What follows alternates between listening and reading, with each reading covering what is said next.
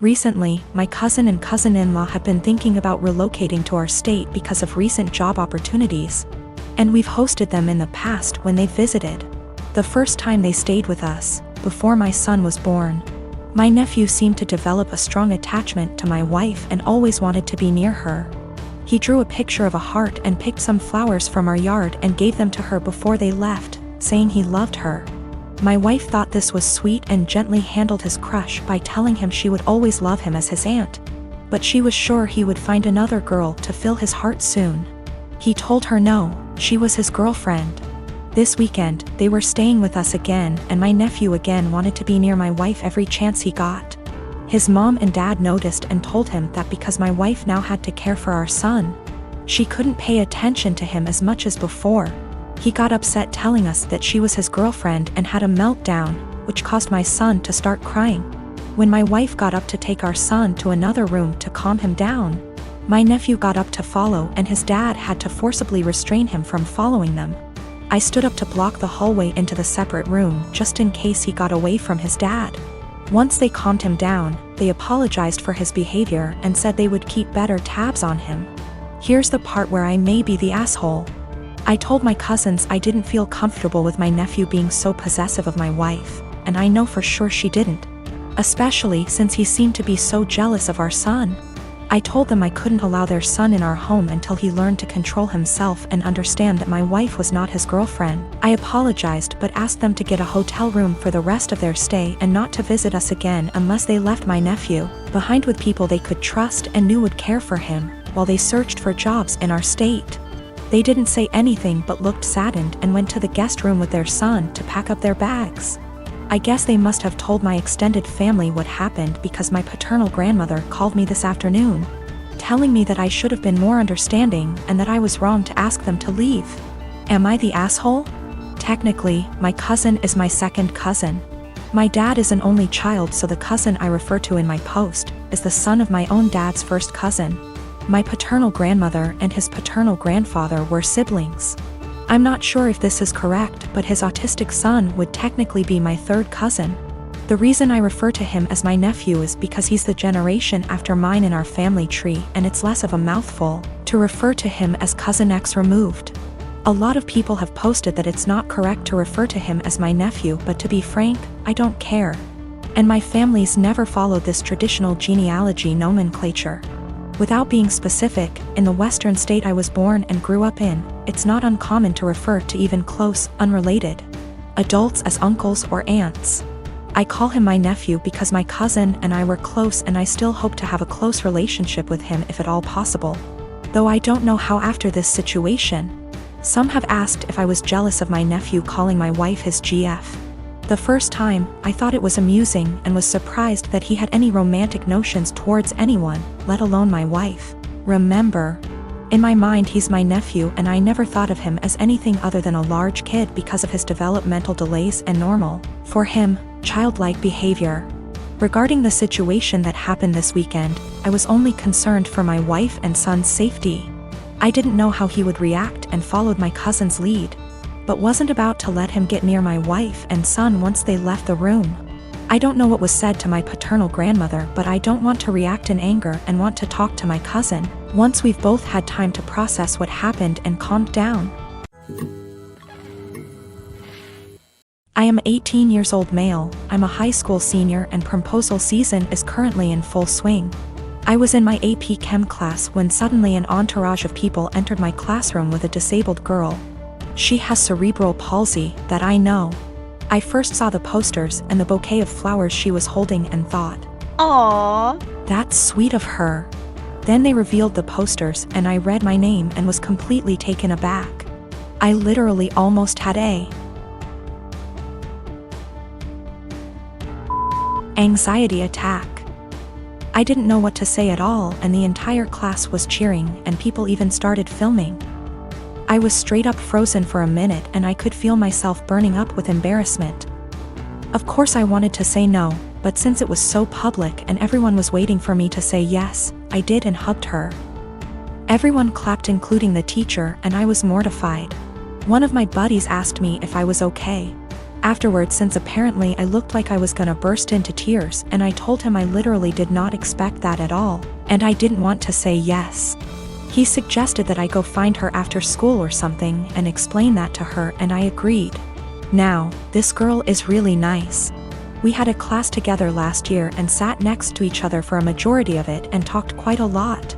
I would say we were friends then, but we haven't spoken more than 2 times this school year, so we've definitely drifted apart.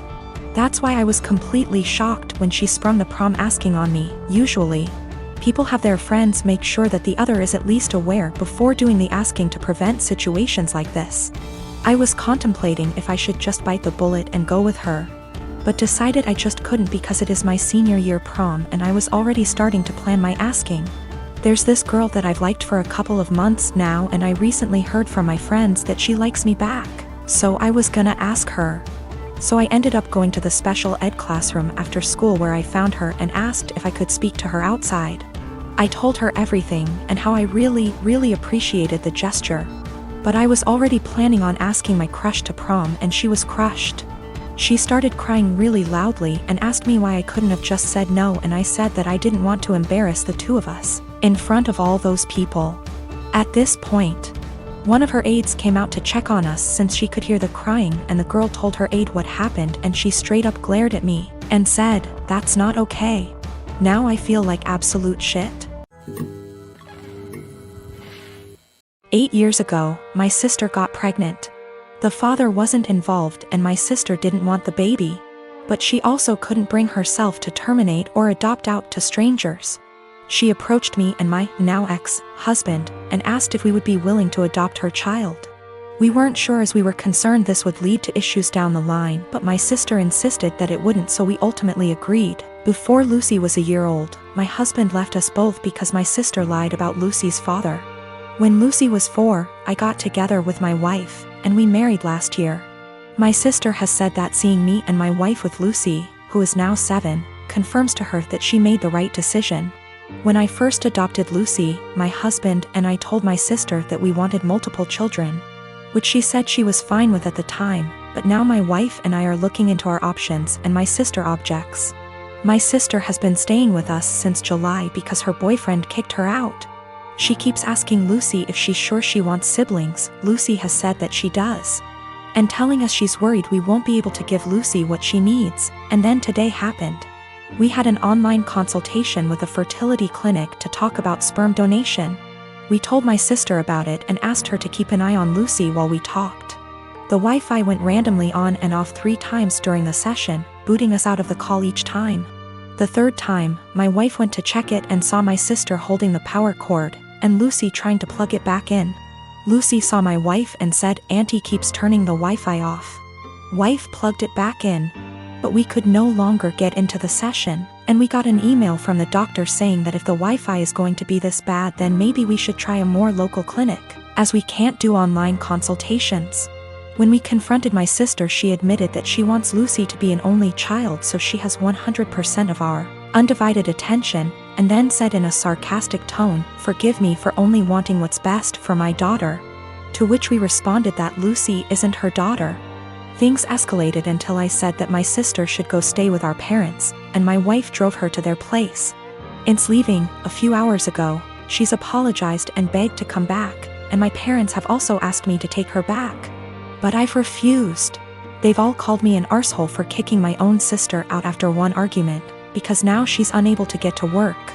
No car and too far to walk, and she's back in her childhood room while at our place she had a studio to herself behind the house. My twin sister, May, and I are identical. At the end of our first year of college, I was in a car accident, and I ended up with a facial scar and major trauma. I started seeing a therapist because of the nightmares and the fact that I was panicking any time I got into a car. That led to me realizing there were some deeper issues, which we worked on. As part of that work, I got a physical. Started working with a dietitian to fix my diet and the smorgasbord of vitamin deficiencies it caused. I started working out, strength training 3 days and sprints or hit on 3 with our older sis. By the end of our first year of college, we had each gained about 30 pounds. By the end of the next year, I had lost half of it, but I was smaller at 134 pounds.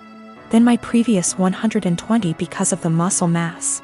And that's been my size for the past half-decade. I found a new beautician, and she gave me long layers to make my natural curls be curls instead of waves of frizz. I always wanted but that my old one said would look bad and refused. I stopped bleaching it and let it go its natural dark blonde / light brown. I stopped spray tanning. Again, that's been my look for the past 5 years. I live in a rural area, and the internet isn't great. Things like FaceTime just aren't options, and I can't post a lot of pics on social media /see of it. This is relevant because a big issue is that May didn't see me over the quarantine. We talked on the phone a couple times a week, but it mostly revolved around her wedding planning. She got engaged before the Rona put us on lockdown. I wasn't her mo, so mostly I was being told decisions, not involved in the process. When it came to the bridesmaids' dresses, May sent our sister, Sil, and me a link and told us to get it in our size.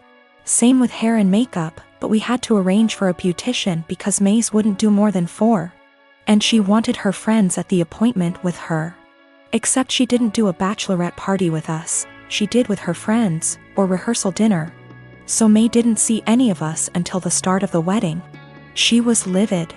Apparently, she thought we would have stopped working out because of the Rona, even though we did it at home. Or that we would have stopped when she announced her engagement, so we didn't upstage her. She was mad because I didn't try to hide my scar and didn't tan, thought it would be implied. She made several snide remarks before throwing a drunk temper tantrum at the reception, basically accusing the 3 of us. But me ESP of trying to upstage her. I don't have that excuse be /C I was a DD so sober, but I, quite famously, have a low tolerance for angry or crying drunks. I told her, if you're so insecure, you should have got off your ass instead of expecting us to lay on ours to make yours look better. It only got worse. Our family is on my side be /C I didn't start it or do anything. But his family and her friends are giving me shit.